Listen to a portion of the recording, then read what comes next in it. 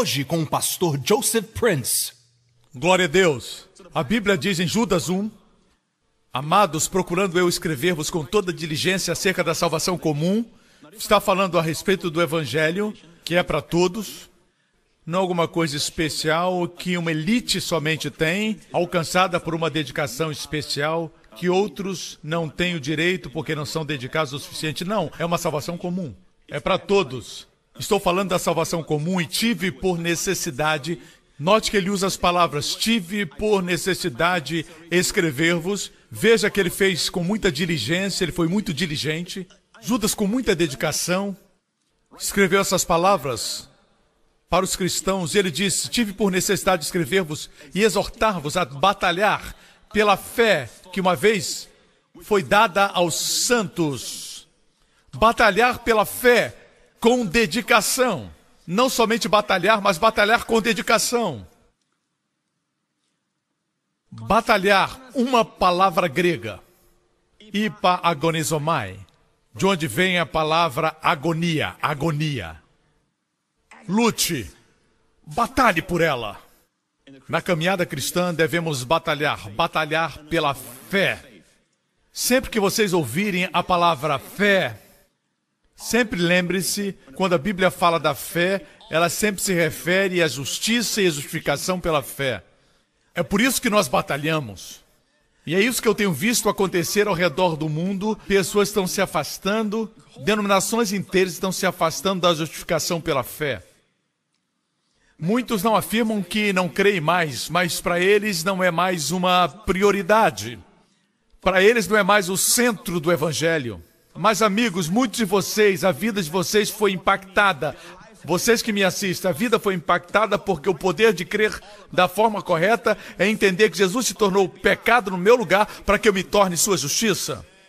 Amém? E quando eu creio que eu sou justo, não por causa das minhas ações ou por minhas obras, mas eu sou justo porque recebi a dádiva de Jesus, ele levou os meus pecados, ele nunca cometeu pecados para se tornar pecador na cruz, ele levou os meus pecados. Eu não fiz justiça para me tornar justo, eu recebi a sua justiça. Amém? E quando Jesus levou os meus pecados, Deus o tratou com abandono. Amém? Deus enviou as suas maldições sobre Jesus. Não fique chocado, a Bíblia diz em Gálatas 3,13 que ele se tornou maldição, para que nós sejamos abençoados. Mas ele não cometeu pecado. Pedro diz que ele não cometeu pecado. João disse que nele não havia pecado. Paulo disse, ele não conhecia pecado. Todos eles. Paulo era um intelectual, ele disse que Jesus não conheceu pecado. João é um homem do coração, ele disse em Jesus não existia pecado. Pedro é um homem de ação, ele diz Jesus não cometeu pecado. Em todos os casos ele não tinha pecado. Mas ainda assim ele sofreu como ninguém sofreu. Mas na mesma proporção que Jesus sofreu, o abandono de Deus, sua maldição, seu juízo, sua punição. Do mesmo jeito, hoje eu e você devemos esperar o favor de Deus, suas bênçãos, sua bondade e sua misericórdia. Amém? Amém? Você pode dizer, mas pastor Prince, eu não fiz nada certo. Nem Jesus fez nada errado. Devemos acreditar assim. Esse é o Evangelho. Essas são as boas novas. A palavra boas novas quer dizer simplesmente boas notícias. Hoje temos muitas notícias ruins e isso as pessoas gostam. Mas Deus nos deu boas novas, conquistadas pelo sangue de Jesus. Por isso temos que batalhar pela fé. Hoje, quando falamos da fé, as pessoas perguntam, qual a sua fé? Qual é a fé da sua família? Hoje a fé é usada de forma tão generalizada, mas no Antigo Testamento não era assim. Nunca era utilizada como sinônimo da religião, sinônimo da crença, nunca.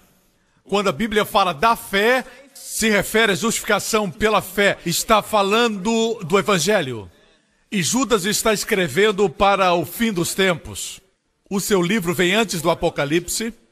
E naquela época, alguns homens se infiltraram na igreja e eles conseguiram remover o Evangelho e usaram de uma certa artimanha. Eles, de forma dissimulada, quer dizer, de forma sutil, o diabo se utilizou de artimanhas.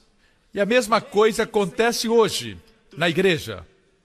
A maior parte dos cristãos, se você perguntar qual é o centro do evangelho, eles vão dizer, Jesus morreu por nós, e Deus nos ama, e agora nós somos salvos, vivemos uma vida de santidade. Eu creio em santidade, mas mais importante não é isso. Em nenhum momento você falou em justificação. Em nenhum momento você diz, somos justos pela fé. Porque a Bíblia diz, Romanos 1, por favor, rapidamente. Não me envergonhe do evangelho, porque é o poder de Deus para a salvação. Salvação aqui fala do seu bem-estar. Não somente ir para o céu depois de morrer. Isso também é salvação, é vida eterna. Mas salvação também fala do bem-estar, saúde, plenitude, paz, prosperidade. Tudo está presente na salvação. É por isso que quando Deus deu o nome ao seu filho, Deus o chamou salvação. Em hebraico, Yeshua. Isso quer dizer, todas as bênçãos de Deus estão nessa palavra salvação. Agora, qual o poder de Deus para a salvação na sua vida, na vida dos seus filhos? Qual o poder de Deus? O poder de Deus não é orar muitas horas, não é jejuar. É o Evangelho. O Evangelho é o poder de Deus para a salvação. Primeiro do judeu, depois do grego, para o japonês, para o chinês, para o indiano, não importa. É o poder de Deus. Mas certifique-se que você crê no Evangelho certo. Paulo amaldiçoava quem pregava outro Evangelho. Esse é um assunto sério, nós temos que batalhar. Temos que guerrear pelo Evangelho. As nossas armas não são físicas. Nossa guerra é espiritual. É nas mentes e no pensamento das pessoas. Quando você pensa errado, quando você crê errado, você vive errado. Quando você crê certo, você vive certo. Hoje, nós temos pessoas retirando o evangelho e dizem, você tem que viver certo. Na verdade, eles não usam a palavra viver certo, mas a essência é essa. Você tem que fazer certo, mas falar não faz ninguém viver certo. Mas é uma mudança de mente, arrependimento, que é metanoia. Quando você muda a sua mente, você vive certo. Você me escuta? Amém?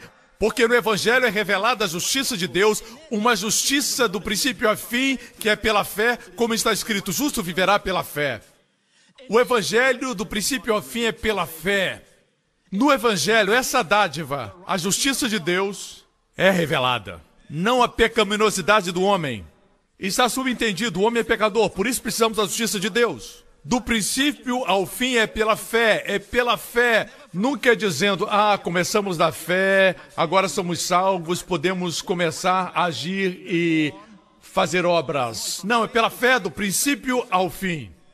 Até que vejamos Jesus face a face. A santidade é um resultado. Vocês me escutam? Nós temos perdido isso. Nós temos perdido o evangelho hoje. Onde estão os rapazes? Onde estão as moças que vão pregar justificação pela fé? Amém? Esse é o evangelho. Não dizer para as pessoas que elas têm que deixar de fazer isso e começar a fazer aquilo. Não dizer, você está mal porque você faz isso. Não, o mundo está mal porque o mundo está mal. Porque Adão pecou. Amém? Não faz sentido reclamar que um bêbado age como um bêbado. Você está perdendo tempo. Traga solução para a vida dele. Bêbados agem como bêbados. Pecadores pecam. Grande revelação. Porque é surpresa. Amém? Agora, crentes creem. É um contrassenso chamar um crente incrédulo. Mas existem crentes incrédulos. Mas não esqueça que o seu estado normal é crer, é ter fé. E essa fé é o quê? Nós temos fé em Deus para receber uma cura, temos fé em que Deus vai prover as finanças para pagar as contas do mês, que Deus vai nos dar habilidade para pagarmos as nossas dívidas, cremos que Deus vai abençoar os nossos filhos, cremos que Deus vai abençoar-nos abrindo portas, cremos que Deus vai mudar nossas vidas, renovar as nossas forças, e tudo isso é maravilhoso. A sua fé pode até se dissipar. A coisa mais importante é, diz Jesus, buscai primeiro o reino de Deus e a justiça dele, não a sua justiça, e todas essas coisas vos serão acrescentadas. Use a sua fé crendo todos os dias que você é justo pela fé. É isso que está faltando no cristianismo de hoje. O verdadeiro evangelho precisa se manifestar. Veja isso. Voltemos para Judas. Judas diz: e exortar-vos a batalhar pela fé que uma vez foi dada aos santos. Fé no evangelho é o quê? Justificação pela fé. Não existe outro evangelho. E Paulo amaldiçoa qualquer um que pregue outro evangelho. O mesmo aconteceu com Jesus, quando ele estava aqui na terra, com o Messias, há 2000 anos atrás. Ele caminhou entre os judeus e o que os rabinos falaram dele? Sabe o que eles diziam? Eles diziam assim: ele come com os pecadores. Veja Marcos 2,16. E os escribas e fariseus, vendo comer com os publicanos, disseram aos seus discípulos: por que come e bebe com os publicanos e pecadores? E Jesus, ouvindo isso, disse-lhes: os sãos não necessitam de médico, mas sim os que estão doentes. Eu não vim chamar os justos, mas sim os pecadores ao arrependimento. O que disse foi força de expressão. Não existiam justos entre eles. Assim, veja isso. A mesma coisa, a mesma situação tem acontecido ultimamente com o verdadeiro evangelho. Quando você prega o verdadeiro evangelho da graça, as pessoas dizem: ele está negociando com os pecadores. Veja, ele está dizendo que não tem problema a pecar. Exatamente isso falaram de Jesus. Os fariseus não estavam dizendo: por que Jesus não nos ensina como cometer adultério? Ou nos ensina a mentir? Mas não, eles fingiam ser justos, fingiam guardar os 10 mandamentos. Eles só fingiam. Era tudo justiça própria. Mas veja a intenção deles. Eles acusavam Jesus como se fossem guardiões da santidade. O que eles falavam de Jesus? Ele está consentindo. Ele está comendo com os pecadores. Veja bem, se ele fosse profeta, ele saberia que aquela é uma prostituta que está ali. Aquela mulher que chorou aos seus pés, ela era uma prostituta. Eles agiam como se eles tivessem um zelo pela santidade de Deus, quando na verdade demonstravam um coração ímpio. Eles desconheciam a Deus, eles conheciam a Bíblia, mas não conheciam o autor dela. Eu estava dizendo para minha esposa e para alguns pastores: existem duas categorias de crentes. Existem aqueles que são novos convertidos, receberam Jesus há pouco tempo, e eles dizem: Jesus me disse isso, Jesus me disse aquilo. Eles não conhecem a palavra, mas conhecem Jesus. E o outro grupo são aqueles que podem dizer, quando o livro de Timóteo foi escrito, quando Romanos foi escrito, conhecem todas as viagens missionárias de Paulo. Mas são rígidos, duros. Temos que conhecer a palavra, mas temos que conhecer o autor. Tudo é espiritual, mas sem palavra, vem problema. Tudo palavra, sem o espírito, também vem problema por aí. Nos nossos dias, muitos crentes têm muita palavra e pouco espírito. Se você é um crente antigo, você tem escutado muitas palavras e pouco espírito. Palavra sem espírito você seca, espírito sem palavra você explode. Muita palavra e muito espírito você cresce. Assim nós vemos que essa mesma atitude tem atingido o evangelho nos nossos dias. O diabo não se importa quando você prega um evangelho comprometido. Ele não se importa quando você prega um evangelho que é um outro evangelho, mas quando você prega o evangelho da graça, no qual a graça é revelada, todo o inferno se levanta contra você. A acusação do inimigo não vai ser que você está pregando e ensinando as pessoas a pecarem. Não, ele não vai fazer isso. O diabo é muito esperto para fazer isso. Mas ele vai dizer: ele está negociando o evangelho. Ele está falando tanto da graça, quer dizer que você pode pecar à vontade. Ele vem com tanta sutileza que a graça é removida e outro evangelho é colocado. Você lembra quando Deus tirou o povo de Israel do Egito? Eles não conheciam os 10 mandamentos, não conheciam a lei. Eles eram escravos. Eles cresceram no Egito. Tudo que eles conheciam eram os açoites. E Deus os tirou do Egito pelo sangue, e eles murmuraram e reclamaram.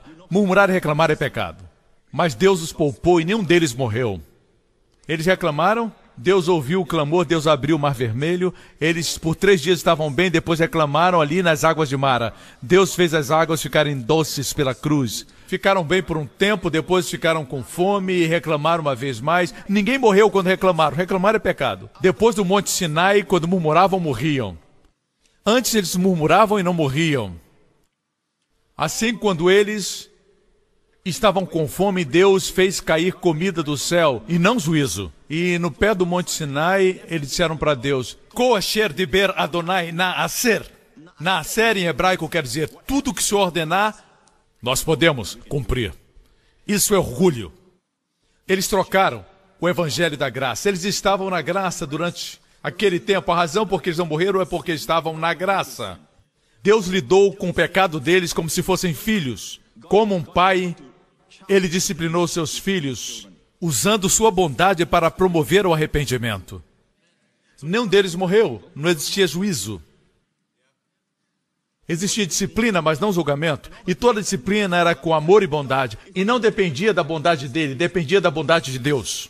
Durante esse tempo, antes do Monte Sinai, do Egito até o Monte Sinai, durante esse período, dependiam da bondade de Deus e não da deles, da fidelidade de Deus e não da deles. Por isso eles não morreram.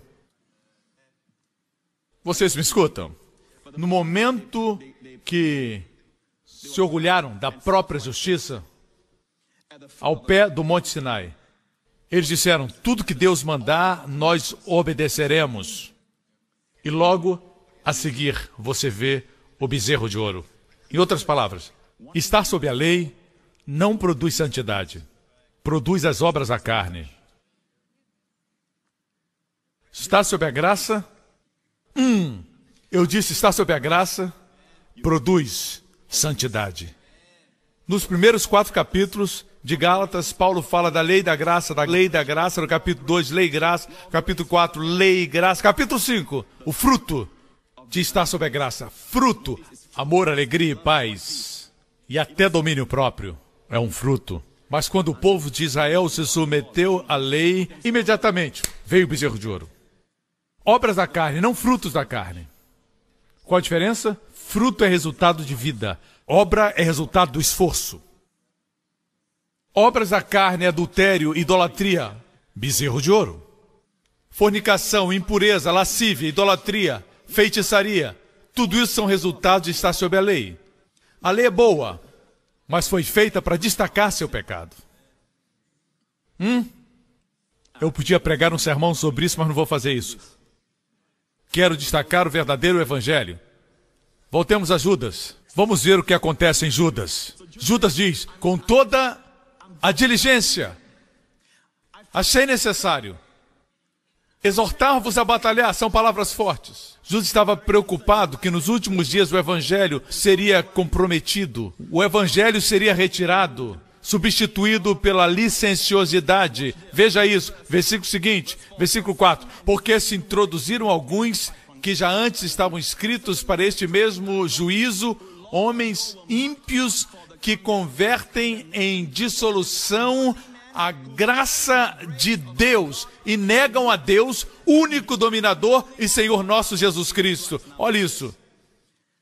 À primeira vista, quando você vê isso, deixe-me afirmar isso de uma vez por todas.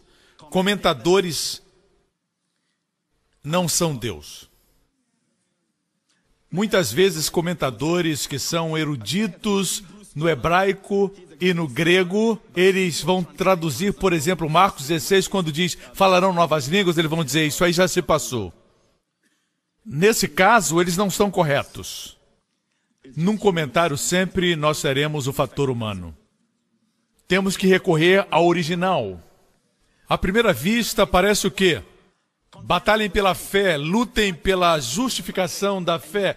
Mas esse versículo diz a razão por que temos que lutar. Porque alguns homens converteram em dissolução a graça de Deus. Algumas pessoas usam esse versículo hoje e dizem, você vê o que está acontecendo? Essa revolução da graça, Eles estão convertendo a graça em libertinagem.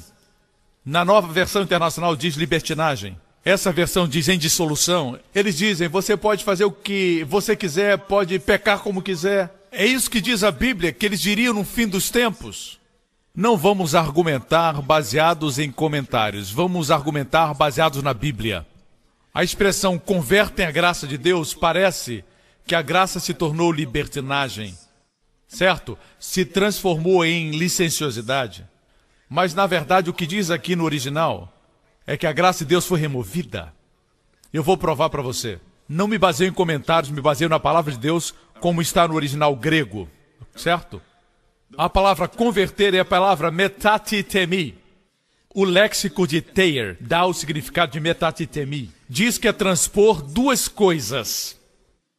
Uma é colocada no lugar da outra. Transpor duas coisas não quer dizer transformar em libertinagem. Não quer dizer que a graça se tornou libertinagem. Não. Mas significa transpor ou substituir uma por outra. Uma é colocada no lugar da outra. Trocar de posição. Isso quer dizer transpor. Transferir, mudar, passar. Transferir de uma pessoa ou coisa para outra. Desertar a graça. Trocar a graça por outra coisa. Cair da graça. Sair da graça. Mudar da graça. Se transferir da graça. Transpor. Eu tenho minha Bíblia aqui. Imagine que eu noto que você tem uma caneta. Ok? Vamos trocar uma Bíblia por uma caneta. Não é um bom negócio. Eu sei que essa caneta é barata. Aqui estão as minhas anotações. Nós acabamos de transpor. Fizemos uma troca. Na verdade, eu chequei no dicionário e transpor quer dizer intercambiar. Isso quer dizer transpor. No grego, um foi colocado no lugar do outro. Agora eu tenho a caneta. Não se contente, amigo, batalhe pelo Evangelho, que foi removido. Ok? Voltemos a Judas. Vamos ver o que acontece em Judas. Judas diz, com toda a diligência, achei necessário exortar-vos a batalhar. São palavras fortes. Judas estava preocupado que nos últimos dias o Evangelho seria comprometido. O Evangelho seria retirado, substituído pela licenciosidade. Veja isso, versículo seguinte, versículo 4. Porque se introduziram alguns que já antes estavam escritos para este mesmo juízo, homens ímpios que convertem em dissolução a graça de Deus e negam a Deus, único dominador e Senhor nosso Jesus Cristo. Olha isso. À primeira vista, quando você vê isso, deixe-me afirmar isso de uma vez por todas. Comentadores não são Deus. Muitas vezes comentadores que são eruditos no hebraico e no grego, eles vão traduzir, por exemplo, Marcos 16, quando diz, falarão novas línguas, eles vão dizer, isso aí já se passou. Nesse caso, eles não são corretos. Num comentário sempre nós teremos o fator humano. Temos que recorrer ao original. À primeira vista, parece o quê? Batalhem pela fé, lutem pela justificação da fé. Mas esse versículo diz a razão por que temos que lutar. Porque alguns homens converteram em dissolução a graça de Deus. Algumas pessoas usam esse versículo hoje e dizem, você vê o que está acontecendo? Essa revolução da graça, eles estão convertendo a graça em libertinagem. Na nova versão internacional diz libertinagem. Essa versão diz em dissolução. Eles dizem, você pode fazer o que você quiser, pode pecar como quiser. É isso que diz a Bíblia, que eles diriam no fim dos tempos. Não vamos argumentar baseados em comentários, vamos argumentar baseados na Bíblia. A expressão convertem a graça de Deus parece que a graça se tornou libertinagem, certo? Se transformou em licenciosidade. Mas na verdade o que diz aqui no original é que a graça de Deus foi removida. Eu vou provar para você. Não me baseio em comentários, me baseio na palavra de Deus como está no original grego, certo? A palavra converter é a palavra metatitemi. O léxico de Thayer dá o significado de metatitemi. Diz que é transpor duas coisas. Uma é colocada no lugar da outra. Transpor duas coisas não quer dizer transformar em libertinagem. Não quer dizer que a graça se tornou libertinagem. Não. Mas significa transpor ou substituir uma por outra. Uma é colocada no lugar da outra. Trocar de posição. Isso quer dizer transpor. Transferir, mudar, passar. Transferir de uma pessoa ou coisa para outra. Desertar a graça. Trocar a graça por outra coisa. Cair da graça. Sair da graça. Mudar da graça. Se transferir da graça. Transpor. Eu tenho minha Bíblia aqui. Imagine que eu noto que você tem uma caneta. Ok? Vamos trocar uma Bíblia por uma caneta. Não é um bom negócio. Eu sei que essa caneta é barata. Aqui estão as minhas anotações. Nós acabamos de transpor. Fizemos uma troca. Na verdade, eu chequei no dicionário e transpor quer dizer intercambiar. Isso quer dizer transpor. No grego, um foi colocado no lugar do outro. Agora eu tenho a caneta. Não se contente, amigo, batalhe pelo evangelho, que foi removido. Ok? Sua caneta não é barata, contanto que você use para Deus. Para a glória do Senhor, amém? Agora, amigos, eu tenho um testemunho aqui. Eu recebi recentemente, eu somente tive o prazer de ler ontem, de uma senhora de Nova York, Estados Unidos, liberta de um vício em ópio há 17 anos. Eu fui salva quando tinha 11 anos. Aos 14 anos, os meus pais se divorciaram. Eu mais tarde me casei, tive 4 filhos, mas nesse tempo me tornei viciado em opioides. Isso arruinou totalmente a minha vida. Eu não queria nada com Deus, porque tudo que aprendi de Deus era legalismo e condenação. Algo está errado. A graça produz os frutos do Espírito. Condenação, colocar as pessoas sob a lei, inevitavelmente traz condenação. Nunca produz santidade, mas escravidão. Eu não queria saber de Deus. Eu me internei em centros de recuperação muitas vezes, mas sem qualquer resultado. No último lugar que eu fui, centro de recuperação, um dos conselheiros me apresentou os ensinos do pastor Joseph Prince e isso mudou minha vida. Lembre-se que ela tinha um vício desde que tinha 14 anos. 9 meses depois eu fui para uma casa de transição totalmente livre, não somente do meu vício, mas da ansiedade, depressão, desespero e condenação. Os ensinamentos do pastor Prince me ajudaram a descobrir que eu tinha entendido Deus de forma errada todo esse tempo. Eu sou grata por seu ministério e agora eu também quero abrir casas de recuperação para ajudar pessoas viciadas. Vamos denominar casa de graça, porque somente a graça vai ser ensinada. Graça é o evangelho, amigos. Não é um assunto, é o evangelho. Quero ajudar outras pessoas porque descobri que autoajuda não resolve. Eu tive um vício por 17 anos e a graça é a única resposta. Seja pornografia, sejam os opioides, não faz diferença. A graça é a resposta. Nós perdemos fé no Evangelho. Nós temos que batalhar pelo Evangelho. Pastor, o senhor só fala em graça. É o Evangelho. Não é o assunto. E me admira que você, o ministro, diga que eu só falo em graça. É como dizer que eu só falo em Jesus. A lei veio por um servo.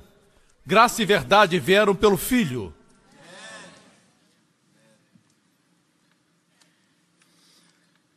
É surpreendente que o povo ainda quer separar a verdade da graça. Você tem que ter graça, isso é maravilhoso, mas você deve ter verdade. A graça é macia, leve. A verdade é dura, dura, dura. Assim você deve ter a combinação das duas, equilíbrio. É isso que dizem. Mas o que Deus dividiu, não una. O que Deus uniu, não divida. Deus dividiu lei. Lei foi dada por Moisés num versículo, João 17. Graça e verdade vieram por Jesus Cristo. Não existia verdade na lei?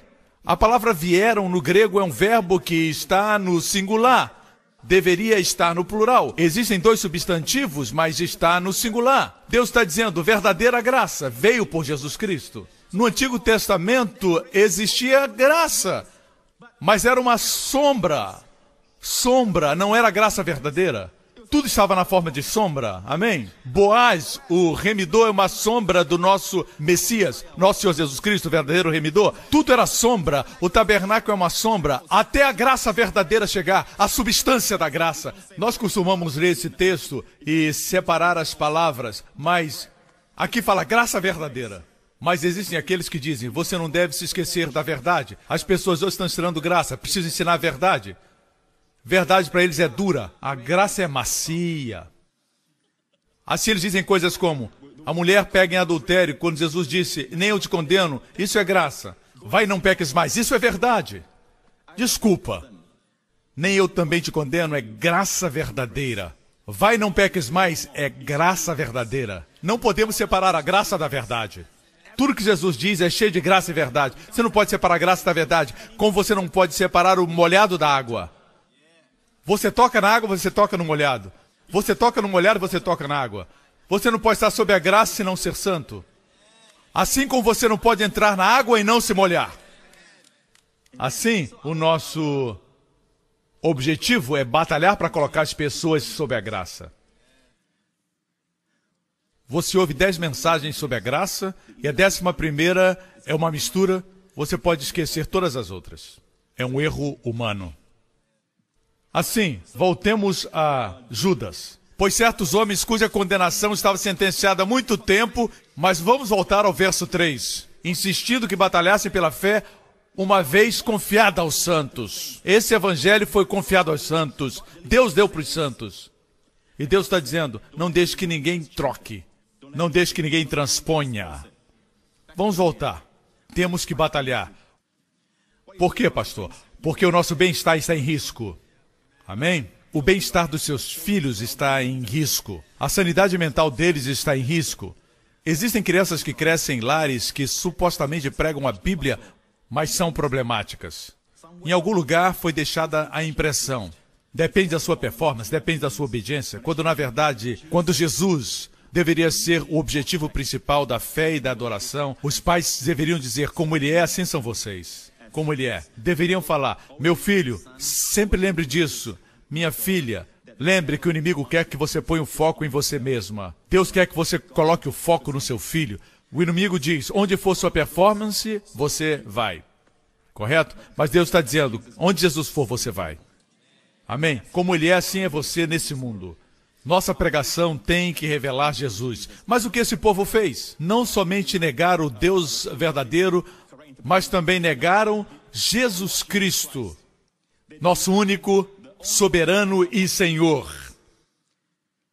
Toda pregação da graça conscientiza a respeito de Jesus?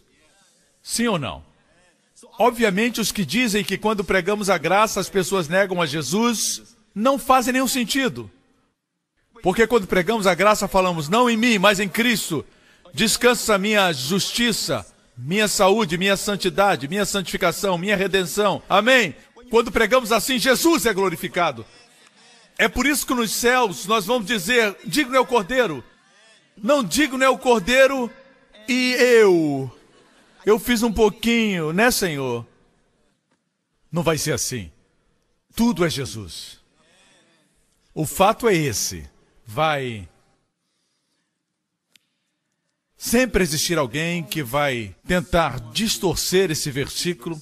Eu já vi até alguns comentaristas distorcerem e afirmarem que a graça de Deus se tornou libertinagem. Quando, na verdade, no original grego diz transpor.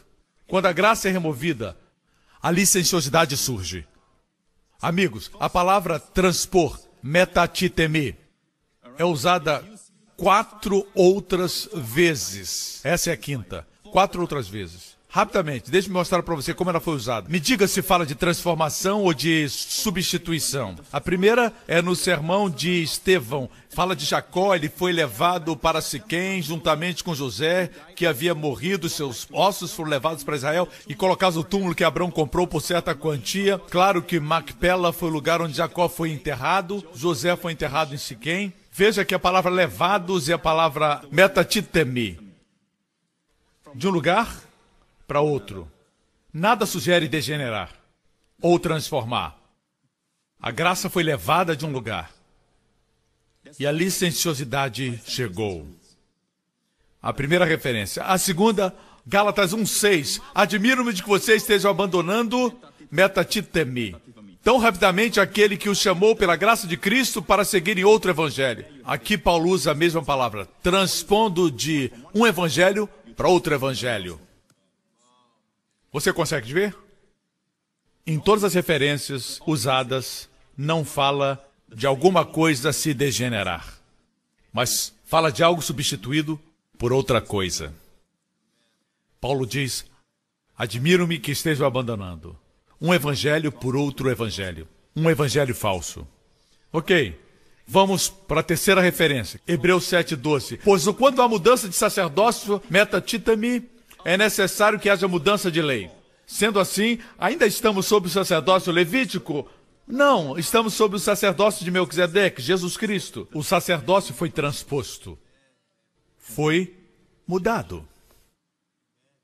Quando você diz, transformam a graça de Deus, você tem que entender a palavra transformar. Ou então as pessoas começam a se justificar e a lutar pelo evangelho falso, ao invés de batalhar pela fé uma vez confiada aos santos. E a última referência, pela fé Enoque foi arrebatado, metatitemi. Metatitemi, arrebatado. Não é que a graça se transformou em alguma coisa, se degenerou em alguma coisa. Não, a graça foi substituída. É por isso que a licenciosidade veio. Amigo, a graça de Deus é a única esperança da igreja. O evangelho da graça é a única esperança. O que eu fiz foi tentar mostrar em 5 referências onde a palavra metatitemi é usada e mostrar que em todas elas não está falando de degenerar, está falando de mudar, uma troca, remover de um lugar para outro. Conseguiu entender? Vou agora responder outra coisa. Existem aqueles que ensinam dizendo, você prega a graça o tempo todo, isso é maravilhoso, mas precisamos todo o conselho de Deus. Você já ouviu todo o conselho de Deus? Você sabe de onde veio essa frase, todo o conselho de Deus? Veio de um lugar somente, quando Paulo fala aos líderes de Éfeso.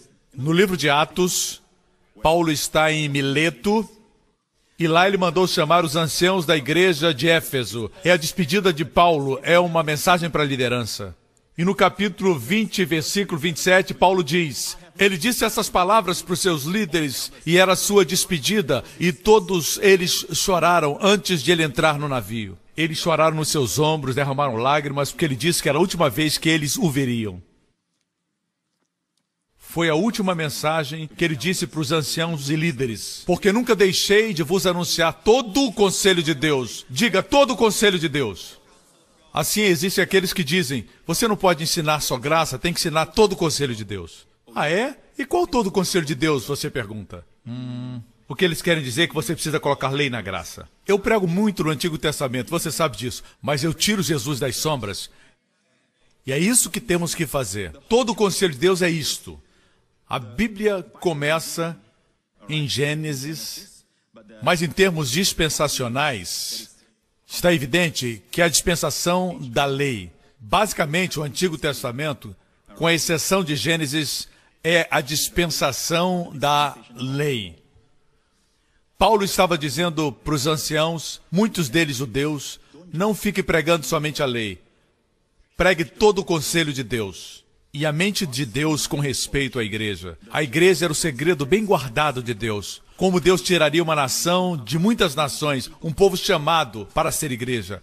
Como as portas do inferno não prevaleceriam contra a igreja. A igreja é a revelação dada a Paulo. Paulo está dizendo, vocês têm que dizer para os liderados de vocês que existe um propósito, um destino na igreja. Não pregue somente a lei. Não pregue Jesus somente nas sombras do Antigo Testamento todas as semanas.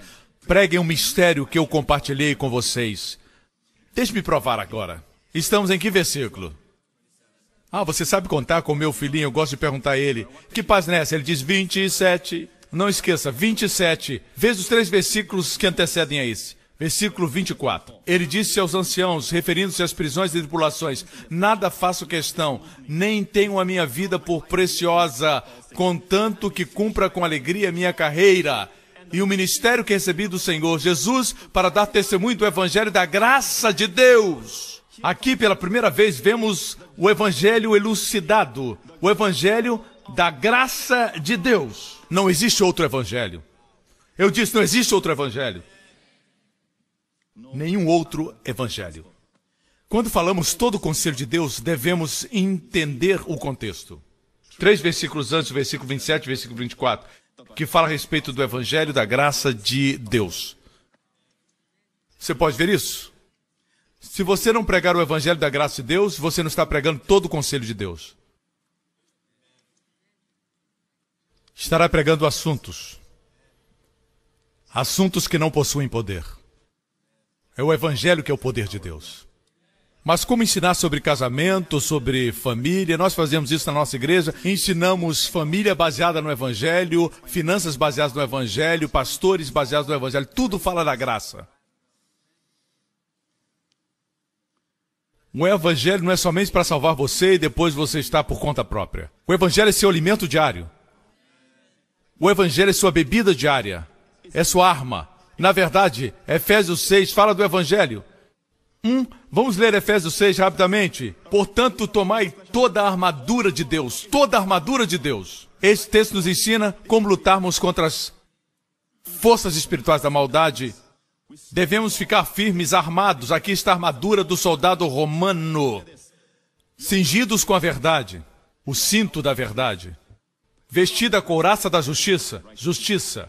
Calçados os pés na preparação do Evangelho da paz. Tomando, sobretudo, o escudo da fé. Continuando, tomai também o capacete da salvação. E a espada do Espírito, a palavra. Orando em todo o tempo, no Espírito. 7 itens. Certo? Vamos voltar? Verdade. Justiça no Evangelho da paz. Produz fé na palavra de Deus, que faz-nos orar no Espírito. Todos esses elementos são do Evangelho.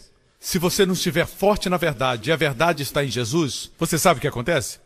Suas calças caem. Você não tem cinto. Se você não está forte na justiça de Deus em Cristo, você não tem a couraça. Nos filmes de luta chineses, você se lembra, quando usavam espadas, tentavam atingir a cintura ou o coração. Essas são as partes cruciais. Por isso, Satanás tenta acusar você de não fazer o suficiente, de não orar o suficiente. Você não é santo o suficiente, você não é isso, não é aquilo. Ele ataca seu coração. E qual sua proteção? A couraça da justiça. Existem aqueles que dizem, essa justiça é a sua justiça prática. Como pode ser isso se essa é a armadura do próprio Deus e não minha? Se você dependesse da sua justiça, você estava mal. O diabo pegaria você. É a justiça de Deus que é a sua couraça. Você sabia que a couraça romana tinha até a barriga de tanquinho? Você já viu nos filmes romanos, quando eles tiram a couraça, toda a gordura aparece. Barrigudo. Você já viu isso? Quando colocam a couraça, ficam elegantes. A couraça protege você de ser ferido nas suas partes vitais. Isso é justiça, isso é o Evangelho. Assim, se você não estiver forte no Evangelho da paz, saiba que você vai ser atingido. Certa feita eu ouvi um ensinamento quando eu ainda era jovem, que somos como Batman colocando sua roupa. Pela manhã devemos dizer, em nome de Jesus eu coloco o cinto da verdade. Clique. Agora eu coloco a couraça da justiça. Clique. Coloco o capacete da salvação. Clique. Coloco os calçados do Evangelho. Pego a espada. Não é assim, não é clique, clique, clique, clique. Você pode clicar como você quiser, o inimigo ainda te ataca. Você não entende o significado da justiça, não entende o significado do que é verdade, não entende o Evangelho da paz. Por isso você é atacado. No momento que o diabo faz você olhar para você mesmo, você fica desarmado.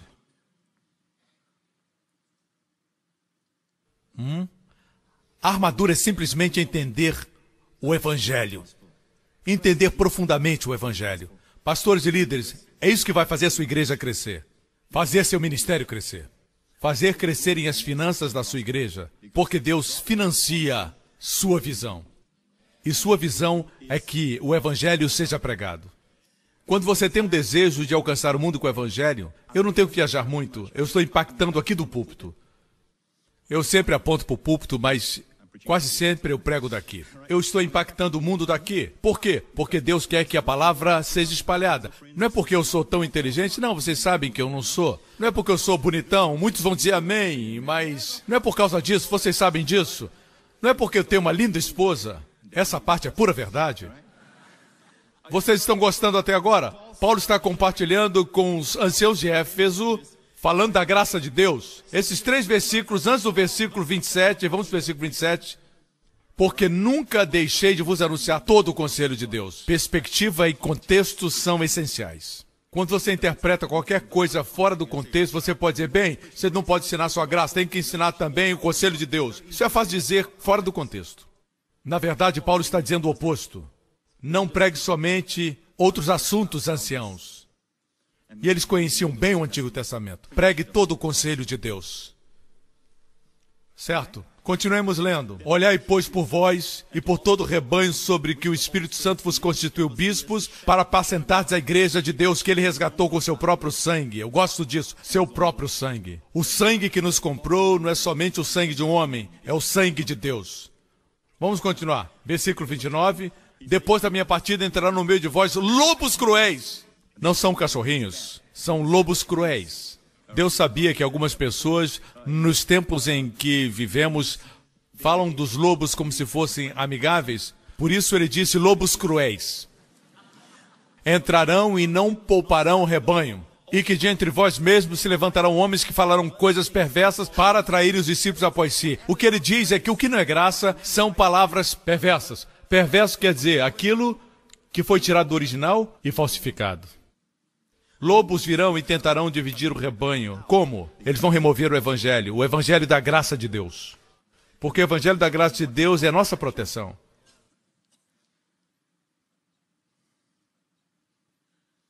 O que o seu pastor está fazendo? Batalhando pela fé. Para que você tenha uma resposta pronta. Você está sendo firmado. Quando ouvir coisas, você está firme. Me escutam? Amém? No versículo 27, ele fala de todo o conselho de Deus. Vamos descer, versículo 32. Agora, irmãos, ele está falando com os anciãos de Éfeso. Encomendo-vos a Deus e a palavra da sua graça. A ele que é poderoso para vos edificar e dar herança entre todos os santificados. Todo o conselho de Deus está resumido na graça de Deus.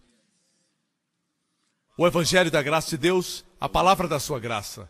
Esse é todo o conselho de Deus. Eu disse, esse é todo o conselho de Deus. Estou mostrando dentro do contexto.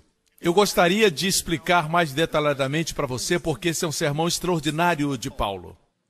Um sermão para líderes. Qual é todo o conselho de Deus? 3 versículos antes desse, ele fala do Evangelho da graça de Deus. Depois disso, a palavra da sua graça. A palavra da sua graça é a única coisa que é capaz de edificar você. O inimigo quer destruir você. A palavra da graça é a única coisa que pode dar a você uma herança. Quantos gostariam de ter uma herança? O inimigo quer remover porque ele não quer que você tenha a herança. Ele quer tirar de você a sua herança. Pastores e líderes, escutem-me. Eu vou concluir por causa do tempo. Você está gostando? E vamos concluir com a última parte que está em Atos 13 e 14. Vamos ver o 14 primeiro. E aconteceu que em Icônio entraram juntos na sinagoga dos judeus, Paulo e seus irmãos, e falaram de tal modo que creu uma grande multidão, não só de judeus, mas de gregos. No próximo programa. Amigo, ninguém pode competir com Jesus Cristo quando ele é proclamado. Nenhuma boa notícia é maior do que as boas novas que o Senhor nos confiou. No último programa. Tudo que Jesus diz é cheio de graça e verdade. Você não pode separar a graça da verdade, como você não pode separar o molhado da água. Você toca na água, você toca no molhado. Você toca no molhado, você toca na água. Você não pode estar sob a graça e não ser santo. Assim como você não pode entrar na água e não se molhar. Hoje com o pastor Joseph Prince. Quando falamos todo o conselho de Deus, devemos entender o contexto. 3 versículos antes, o versículo 27 e o versículo 24, que fala a respeito do Evangelho da graça de Deus. Você pode ver isso? Se você não pregar o Evangelho da graça de Deus, você não está pregando todo o conselho de Deus. Estará pregando assuntos que não possuem poder. É o Evangelho que é o poder de Deus. Mas como ensinar sobre casamento, sobre família? Nós fazemos isso na nossa igreja. Ensinamos família baseada no Evangelho, finanças baseadas no Evangelho, pastores baseados no Evangelho. Tudo fala da graça. O Evangelho não é somente para salvar você e depois você está por conta própria. O Evangelho é seu alimento diário. O Evangelho é sua bebida diária. É sua arma. Na verdade, Efésios 6 fala do Evangelho. Vamos ler Efésios 6 rapidamente. Portanto, tomai toda a armadura de Deus. Toda a armadura de Deus. Esse texto nos ensina como lutarmos contra as forças espirituais da maldade. Devemos ficar firmes, armados. Aqui está a armadura do soldado romano. Cingidos com a verdade. O cinto da verdade. Vestida a couraça da justiça. Justiça. Calçados os pés na preparação do Evangelho da paz. Tomando, sobretudo, o escudo da fé. Continuando, tomai também o capacete da salvação e a espada do Espírito, a palavra, orando em todo o tempo, no Espírito. 7 itens. Certo? Vamos voltar? Verdade? Justiça no Evangelho da paz. Produz fé na palavra de Deus, que faz-nos orar no Espírito. Todos esses elementos são do Evangelho. Se você não estiver forte na verdade, e a verdade está em Jesus, você sabe o que acontece? Suas calças caem. Você não tem cinto. Se você não está forte na justiça de Deus em Cristo, você não tem a couraça. Nos filmes de luta chineses, você se lembra, quando usavam espadas, tentavam atingir a cintura ou o coração. Essas são as partes cruciais. Por isso, Satanás tenta acusar você de não fazer o suficiente, de não orar o suficiente. Você não é santo o suficiente, você não é isso, não é aquilo. Ele ataca seu coração. E qual sua proteção? A couraça da justiça. Existem aqueles que dizem, essa justiça é a sua justiça prática. Como pode ser isso se essa é a armadura do próprio Deus e não minha? Se você dependesse da sua justiça, você estava mal. O diabo pegaria você. É a justiça de Deus que é a sua couraça. Você sabia que a couraça romana tinha até a barriga de tanquinho? Você já viu nos filmes romanos, quando eles tiram a couraça, toda a gordura aparece? Barrigudo. Você já viu isso? Quando colocam a couraça, ficam elegantes. A couraça protege você de ser ferido nas suas partes vitais. Isso é justiça, isso é o Evangelho. Assim, se você não estiver forte no Evangelho da paz, saiba que você vai ser atingido. Certa feita eu ouvi um ensinamento quando eu ainda era jovem, que somos como Batman colocando sua roupa. Pela manhã devemos dizer, em nome de Jesus eu coloco o cinto da verdade. Clique. Agora eu coloco a couraça da justiça. Clique. Coloco o capacete da salvação. Clique. Coloco os calçados do Evangelho. Pego a espada. Não é assim, não é clique, clique, clique, clique. Você pode clicar como você quiser, o inimigo ainda te ataca. Você não entende o significado da justiça, não entende o significado do que é verdade, não entende o Evangelho da paz. Por isso você é atacado. No momento que o diabo faz você olhar para você mesmo, você fica desarmado.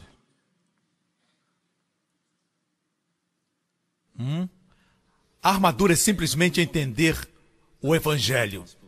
Entender profundamente o Evangelho. Pastores e líderes, é isso que vai fazer a sua igreja crescer. Fazer seu ministério crescer. Fazer crescerem as finanças da sua igreja. Porque Deus financia sua visão. E sua visão é que o Evangelho seja pregado. Quando você tem um desejo de alcançar o mundo com o Evangelho, eu não tenho que viajar muito. Eu estou impactando aqui do púlpito. Eu sempre aponto para o púlpito, mas quase sempre eu prego daqui. Eu estou impactando o mundo daqui. Por quê? Porque Deus quer que a palavra seja espalhada. Não é porque eu sou tão inteligente, não, vocês sabem que eu não sou. Não é porque eu sou bonitão, muitos vão dizer amém, mas não é por causa disso, vocês sabem disso. Não é porque eu tenho uma linda esposa. Essa parte é pura verdade. Vocês estão gostando até agora? Paulo está compartilhando com os anciãos de Éfeso falando da graça de Deus. Esses 3 versículos, antes do versículo 27, vamos para o versículo 27.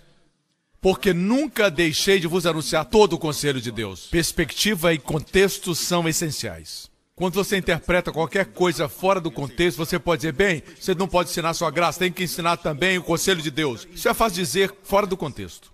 Na verdade, Paulo está dizendo o oposto. Não pregue somente outros assuntos anciãos. E eles conheciam bem o Antigo Testamento. Pregue todo o conselho de Deus.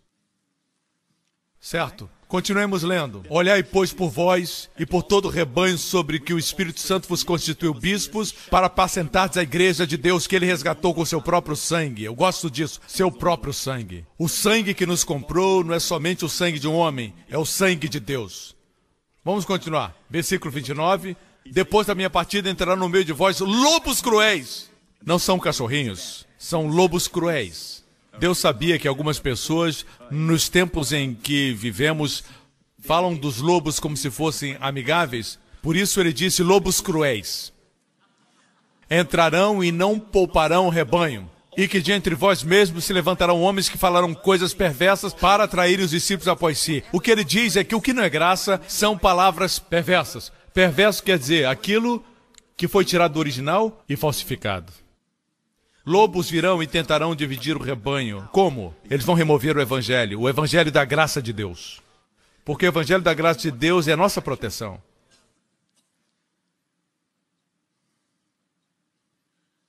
O que o seu pastor está fazendo? Batalhando pela fé. Para que você tenha uma resposta pronta. Você está sendo firmado. Quando ouvir coisas, você está firme. Me escutam? Amém? No versículo 27, ele fala de todo o conselho de Deus. Vamos descer, versículo 32. Agora, irmãos, ele está falando com os anciãos de Éfeso. Encomendo-vos a Deus e a palavra da sua graça. A ele que é poderoso para vos edificar e dar herança entre todos os santificados. Todo o conselho de Deus está resumido na graça de Deus. O evangelho da graça de Deus, a palavra da sua graça. Esse é todo o conselho de Deus. Eu disse, esse é todo o conselho de Deus. Estou mostrando dentro do contexto. Eu gostaria de explicar mais detalhadamente para você, porque esse é um sermão extraordinário de Paulo. Um sermão para líderes. Qual é todo o conselho de Deus? 3 versículos antes desse, ele fala do evangelho da graça de Deus. Depois disso, a palavra da sua graça. A palavra da sua graça é a única coisa que é capaz de edificar você. O inimigo quer destruir você. A palavra da graça é a única coisa que pode dar a você uma herança. Quantos gostariam de ter uma herança? O inimigo quer remover porque ele não quer que você tenha a herança. Ele quer tirar de você a sua herança. Pastores e líderes, escutem-me. Eu vou concluir por causa do tempo. Você está gostando? E vamos concluir com a última parte que está em Atos 13 e 14. Vamos ver o 14 primeiro. E aconteceu que em Icônio entraram juntos na sinagoga dos judeus, Paulo e seus irmãos, e falaram de tal modo que creu uma grande multidão, não só de judeus, mas de gregos. O que Paulo pregava? Quando Paulo pregava, grandes multidões criam. O ministério de Paulo sempre estava crescendo. Tanto que os judeus descrentes incitaram os gentios e irritaram-lhes ânimos contra os irmãos. Sempre que você prega o evangelho da graça, o inimigo tenta envenenar os corações. Contra você, seu ministério e sua pregação. Ele foi o pioneiro. O pioneiro dessa pregação. O pregador pioneiro da graça foi o apóstolo Paulo. Quando ele pregava a graça, mesmo Pedro dizia que o que ele escrevia era difícil de entender. Mas ele disse que o amado Paulo, o que ele escrevia eram as Escrituras. Pedro disse que Paulo escrevia as Escrituras. Veja isso. Versículo 3. Paulo e Barnabé passaram bastante tempo ali, falando corajosamente do Senhor. Perceba que eles ainda estão na Turquia, na Ásia Menor.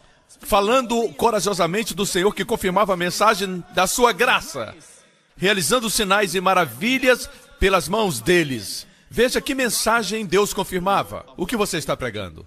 O que você está pregando, líder, pastor? O que você está pregando? Deus tem compromisso com essa palavra, por isso nós vemos tantos testemunhos todas as semanas. Liam pode confirmar que nós temos tantos testemunhos que nem temos tempo para ler. Todas as semanas vêm testemunhos. Por quê? O que está acontecendo?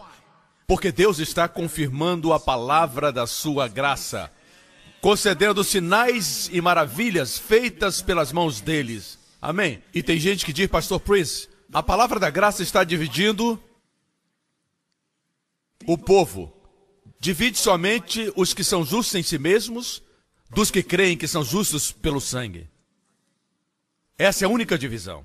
Voltemos para o texto. O povo da cidade ficou dividido. Quem disse que a pregação do evangelho vai unir? Quando Jesus veio, os fariseus não queriam ter comunhão com ele, porque eles criam que eram os guardiões da santidade. Jesus era um impostor.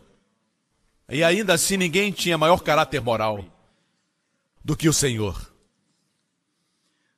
A cidade foi dividida. Alguns estavam a favor dos judeus, outros a favor dos apóstolos. Alguns com a lei e alguns com a graça. Já produzia divisão naquela época. Não se surpreenda. Se alguém não quer abandonar sua justiça própria, existirá divisão. Muitas vezes na família, muitas vezes na denominação, muitas vezes na igreja. Não sinta que está errado. Isso aconteceu no princípio. Assim com a palavra da sua graça. Eu vou concluir com Atos 13. O que aconteceu em Atos 13? Atos 13 vem antes de Atos 14. O que acontece em Atos 14 é surpreendente. Em Atos 14, Paulo está em Listra, e eu estive em Listra alguns anos atrás. Hoje só são ruínas, mas dá para perceber o tamanho da cidade. Quando Paulo pregou o evangelho lá, a Bíblia diz, havia um homem paralítico. Paulo, vendo que o homem tinha fé, disse, levante-se e fique de pé. E o homem deu um salto. Quando eu li isso, eu disse para o Senhor, eu gostaria de saber o que Paulo pregou. Diz que Paulo pregou o evangelho. Paulo não estava pregando cura. Não tem nada de errado com isso, mas ele estava pregando o evangelho, quando a fé encheu o coração daquele homem. No Areópago, Paulo não pregou uma mensagem do evangelho, ele somente disse que eles deveriam deixar os ídolos, porque o Deus verdadeiro é o Deus que fez o mundo e tudo o que nele há. Mas o verdadeiro evangelho, ele pregou nessa cidade da Antioquia. Está documentado para nós, do princípio ao fim. O que aconteceu foi que Paulo foi para a sinagoga em Pisídia, na Antioquia, e eles leram as escrituras, e o rabino disse, você tem alguma coisa para dizer? Que equívoco. Dar o microfone para um pregador, certo? E Paulo se levantou, e Paulo olhou para toda aquela multidão, e Paulo disse, varões e irmãos, homens israelitas, e os que temeis a Deus. E ele começou a pregar partindo do Antigo Testamento, literalmente, a partir do Antigo Testamento, ele pregou a respeito de como Deus levantou Jesus dos mortos, e os fariseus, os escribas e os rabinos começaram a ficar desconfortáveis, porque Jesus estava sendo apresentado como Messias. Eles já estavam incomodados e Paulo viu isso. E Paulo continuou pregando. Existiam gentios ali naquela cidade que vieram à sinagoga, amém? E ele disse, e o mais importante está no fim, na parte final da sua mensagem. Paulo diz, seja-vos, pois, notório, homens e irmãos, que por este se vos anuncia a remissão dos pecados. E por ele, todo aquele, diga todo aquele, que crê, é justificado de todos os pecados, pecados que a lei de Moisés não pôde justificar. De forma resumida, Paulo colocou o evangelho em forma encapsulada e deu para eles. Essa mensagem que Paulo pregava em Listra, isso liberou a fé no coração daquele paralítico, em Icônio, onde ele testificou a respeito da graça de Deus no capítulo seguinte, e agora nós vemos o que ele pregava. Ele diz, por este se vos anuncia a remissão dos pecados. É uma livre, aberta e incondicional proclamação. Hoje nós tentamos condicionar. A gente diz, Paulo, você não pode dizer que é para todo que crê.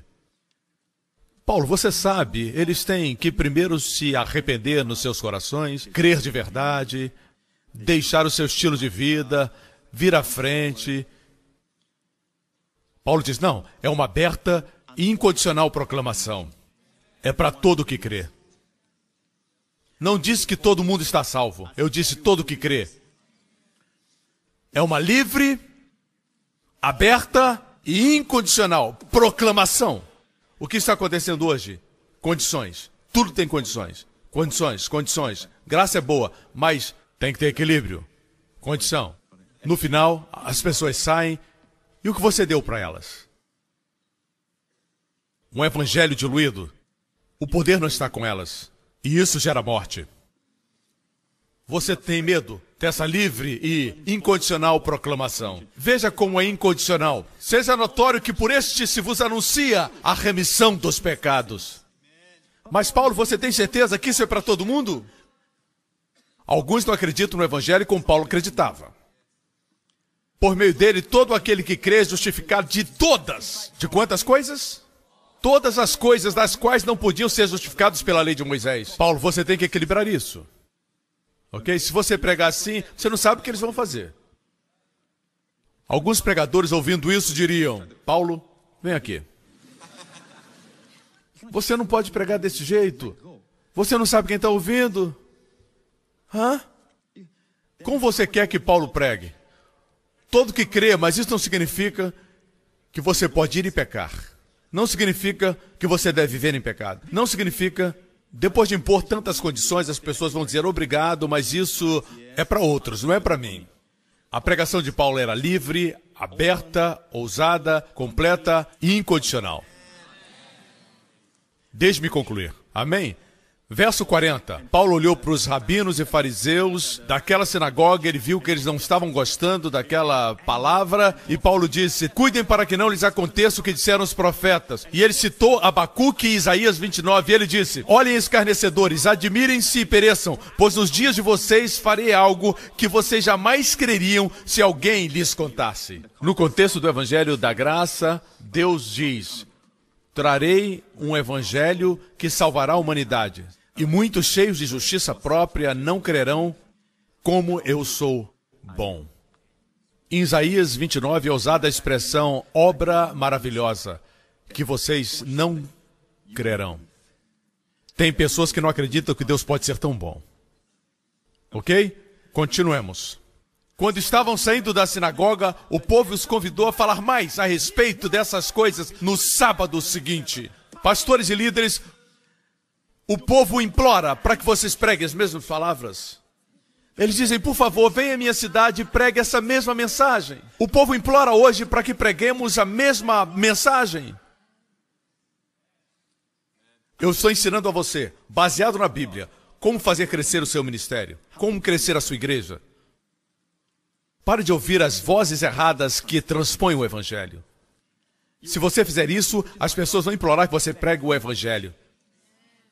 Despedida da congregação, muitos judeus e estrangeiros piedosos, convertidos ao judaísmo, seguindo Paulo e Barnabé, e esse recomendou-lhes que continuassem na graça de Deus. Paulo, você está pregando muito sobre a graça. Não, ele diz: continue. Não escutem só uma pregação. Paulo diz: continue na graça de Deus. No próximo versículo, no sábado seguinte, vejam, pastores, no sábado seguinte, quase toda a cidade se reuniu para ouvir a palavra do Senhor. O povo saiu e compartilhou com outros que Jesus perdoa. As pessoas precisavam ouvir isso. E eles vieram. E você reclama que a igreja está diminuindo, não entra dinheiro, a igreja não está crescendo. Nesse mundo do Facebook, da mídia social, os jovens são muito difíceis, muito duros, muita competição, Homem-Aranha, Aquaman, Superman, Batman e tantos outros. Amigo, ninguém pode competir com Jesus Cristo quando ele é proclamado. Nenhuma boa notícia é maior do que as boas novas que o Senhor nos confiou. Tanto que, baseado no relato bíblico, no sábado seguinte, quando novamente tiveram um culto, naqueles dias se reuniam nos sábados, no dia do culto, a Bíblia diz que quase toda a cidade... Que cidade? Pisídia, na Antioquia. Existe até hoje uma calçada em Pisídia da Antioquia que leva à sinagoga. Eu andei nessa calçada de 2000 anos e pensei: Paulo deve ter andado nesse caminho. e pensei, eu tenho sido fiel a esse evangelho que foi proclamado 2000 anos atrás. O pastor Prince não inventou esse evangelho. É como se eu tivesse pegado e tirado o pó. E hoje, quero que saibam que eu estou batalhando pela fé, mas muitos estão pregando já. Existe um exército. Eu não estou pregando porque nós estamos perdendo. Não. Eu estou pregando para que você se equipe, para que pastores e líderes, amém, que me assistem, estão orando para que Deus dê crescimento ao ministério deles. Um homem de Deus disse certa vez, mesmo um cão que vem buscar comida, se você continuar batendo nele, um dia a revelação vai invadir seu coração, que não é bom ir a você buscar comida. E o melhor alimento que podemos dar para o povo é a palavra da sua graça, porque Jesus é o verdadeiro pão da vida. Amém? E a Bíblia diz, no sábado seguinte toda a cidade se reuniu para ouvir a palavra do Senhor. Quando os judeus viram a multidão, eles nunca haviam visto uma multidão como essa, dentro e fora da sinagoga. E a sinagoga era muito pequena, eu estive lá. Era muita gente. Eles nunca tinham tido tanta gente antes. E o que eles fizeram? Ao invés de se arrependerem, se encheram de ciúme. Pastores, os ataques que vocês recebem quando pregam a graça é por ciúmes.